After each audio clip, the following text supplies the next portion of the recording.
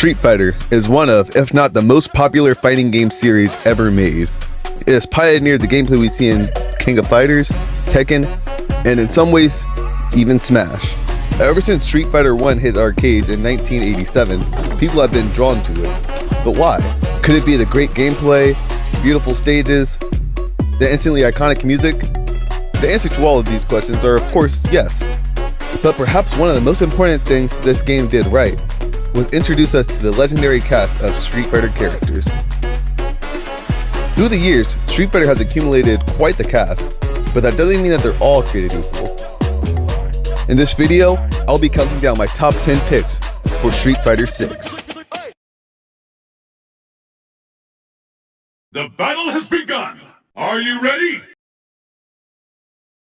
From Street Fighter 3 in 1999 till today, not much is known about Q, but it didn't stop him from becoming a fan-favorite character.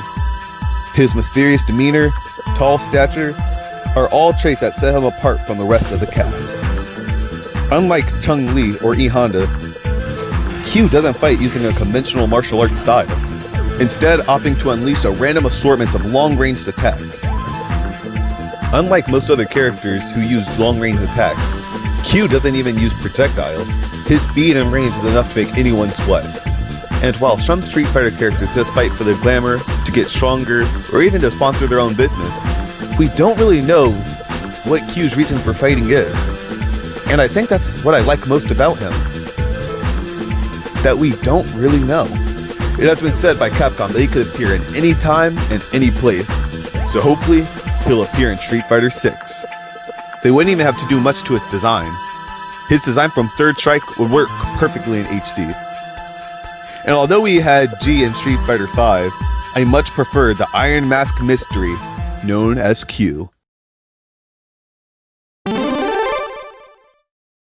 C. Viper, also known as Crimson Viper, was an undercover agent whose speed and skill could rival even Cammy White. You would think that her job as a spy would have hardened her, but she's just as laid back as ever, even taking time to talk to her daughter between matches. I especially love that she lets out a little oops anytime that she misses a grab, whoops, which shows off more of her personality and differentiates her from the dolls. Viper offers a lot when it comes to moveset, focuses mainly on agility, speed, and most uniquely, gadgets. Without Psycho Power or Hado, Viper uses gadgets to give her an edge in battle. And in Street Fighter 6, we don't have many characters like Vega or Relinto who use weapons. We only really have JP and his staff. If you want to count it, Marisa enter, well, everything.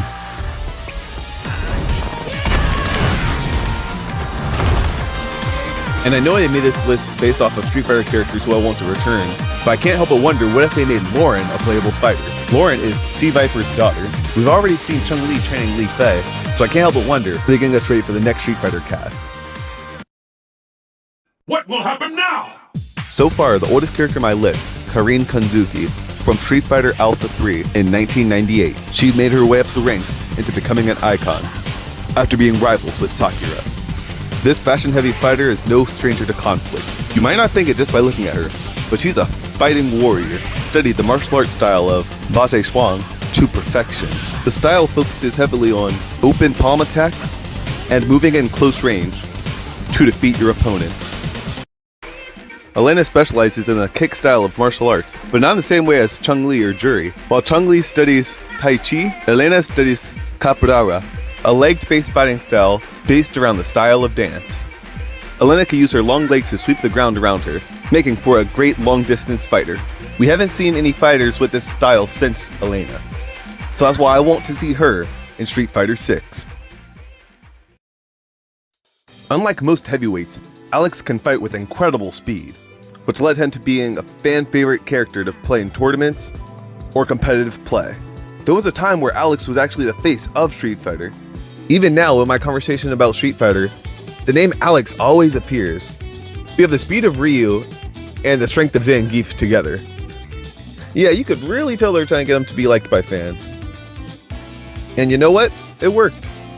Even though I wasn't even born when that game came out. Like seriously, he's just such a fan-beloved character. And I and a lot of fans would love to see him back.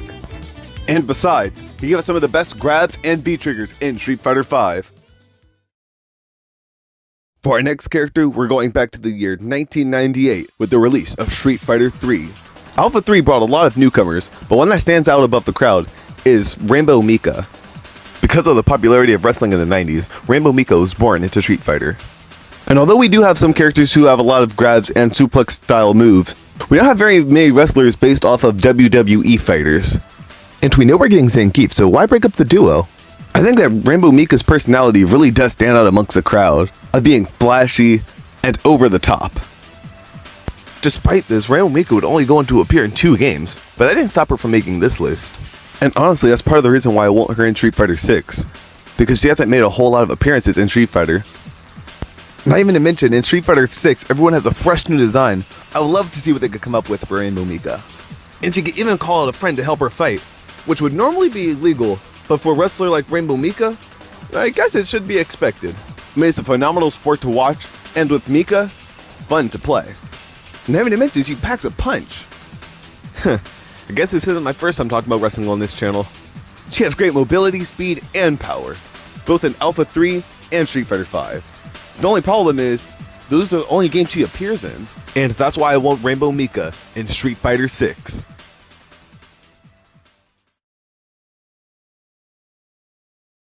Ever since her debut in Street Fighter V as a DLC fighter, Menat has been at the forefront of the minds of fans both old and new. I think it's safe to say that Menat is among the favorites of the cast of newcomers, with the potential to be even more.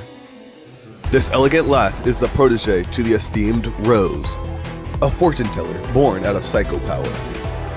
And similarly to Rose's scarf being infused with magic, Menat uses a crystal ball as a weapon. Menat could throw out the crystal ball, leave it, and then combo into it. Menat's unique weapon makes for a playstyle similar to Snake and Smash. Not easy to learn, but if you do, she can be a force to be reckoned with. And she also has some of the cleanest animations in Street Fighter V. She always feels so light on her feet. And her personality even shines in the way that she walks. And she even has some cat-like micro animations, like when she does a heavy kick, or returning to her normal stance after throwing out the crystal ball. It all looks like Capcom put so much time and effort into her. And I would love to see Menat's flashy style, moves, and design in Street Fighter 6.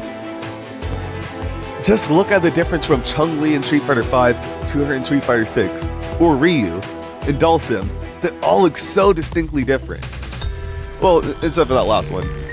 I want to see what new styles and design Capcom could come up with for Menat. With a unique weapon and fighting style that I haven't seen in any other game, I really would love to see Menat return for Street Fighter 6. But we'll just have to wait to see what the future holds for Menat.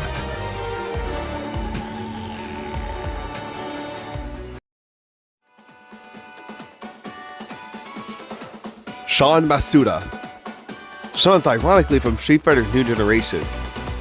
And for a while you would think that he would be a mainstay in the series, but after being cut in Street Fighter 4, we haven't seen him return in Street Fighter as a playable character.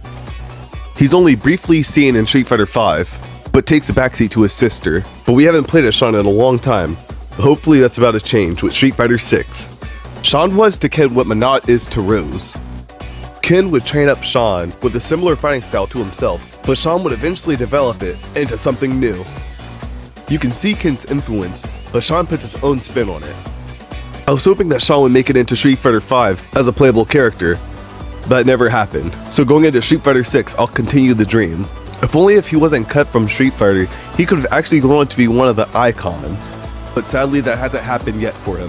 But I think that Street Fighter 6 has the potential to be the next Street Fighter 2, which is a crazy claim to make, but I think that it has potential. If Sean's in this game, then that means that a lot of newcomers will be able to experience his character. And the only real reason why I put him slightly lower on this list is because Ken's new aggressive fighting style is similar enough for me to overlook the absence of Sean. But even then, I think they could add enough unique into his moveset to justify his appearance in Street Fighter 6. I'm a really big fan of the more aggressive fighting styles in Street Fighter. So Sean, I'm hoping you'll be in Street Fighter 6. And I'm gonna bend my own rules yet again, like how I did for C Viper. If Sean doesn't make it in, there is another Masuda that could fill in his shoes. I do think that there is a chance that we could see Laura return in Street Fighter 6 instead of Sean. For the reason I previously mentioned, the playstyle.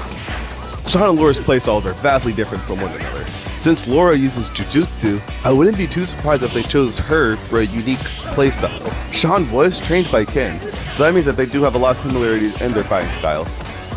But we haven't seen Sean since Street Fighter 3rd Strike, so let's look at the difference from Ken in Street Fighter 5 to him in Street Fighter 6. He's almost like a completely different character. So imagine going all the way back to 3rd Strike all the way to Street Fighter 6, I believe that they could differentiate him enough. We haven't seen Sean in so long, but that might be the potential reason why. But at the same time, I've been waiting for him to be in the game for so long, so I still want to see him. Either way, I'll be satisfied if a Masuda makes it into the game. Or who knows, maybe we'll get lucky. I bet you didn't see this coming. By far my most bizarre character on this list, 12 from Street Fighter 3rd Strike. I just couldn't pass up the opportunity to add in a sci-fi character into Street Fighter again. I've always loved 12 because he's so unique. We've never seen a Street Fighter character who looks so unhuman. 12, as the name suggests, is a science experiment. One of many, given the orders to only hunt. I still remember my first time seeing 12 in Street Fighter 3rd Strike. And he blew my mind. I thought that Necro was a bizarre character until I went further down the roster. And I will say we've never seen a character like him in Street Fighter. Not even in Street Fighter 5 with 11. I was so excited when they revealed 11 for Street Fighter, because I thought that he would basically be like 12.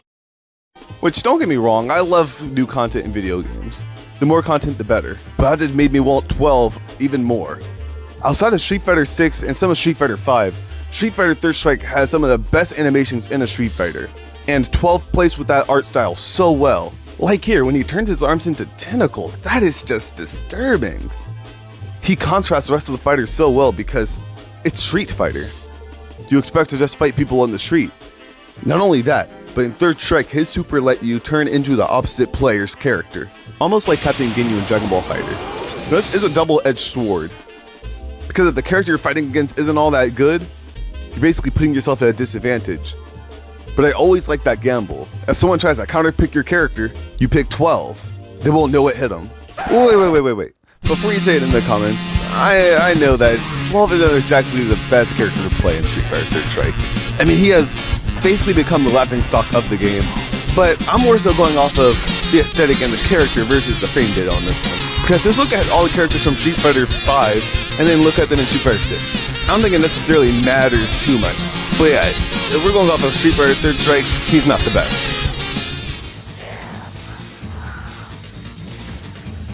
Alright, here it is. The moment you've all been waiting for. My most wanted character for Street Fighter 6 is Dudley. And maybe it's not all that surprising. Boxing-based brawlers are always essential to these kind of games. And I know, we have Ed coming out sometime within the DLC expansion. But he also has psycho power. I'm talking a real boxer. Boxing characters are always seen in these kind of games, like Balrog, Little Mac, Vanessa, and they're inspired by legendary boxers of real life, without any psycho power or magic. He takes away the aesthetic that you would think of a normal boxer having, instead having a more classy look. But don't underestimate him just because he has a suit and tie. This man could throw down and make Muhammad Ali proud. He's just so impactful in any game that he's in. He might not have the best aerial attack, but if you get hit by a rolling thunder, you'll forget about that. He's just so fast and heavy-handed. Anytime Dudley enters the ring, you better be ready. Corkscrew cross, jet upper, and one of my personal favorites, cross counter. Dudley is just one of those characters who is both fun to play and scores high on tier list. And that's why Dudley is my #1 pick for Street Fighter 6. Thank you for watching until the end of this video. It means a lot to me, it really does. I'm a really new channel, just getting my start. It means a lot that you guys actually want to hear me talk about Street Fighter and video games and movies that I just really enjoy. So I have more stuff planned for this channel, so stay tuned. And if you haven't already, check out some of the other videos on the channel. And if you enjoyed this video, why not consider leaving a like or consider subscribing? This channel's on its way up, so I'll be glad to have you along for the ride.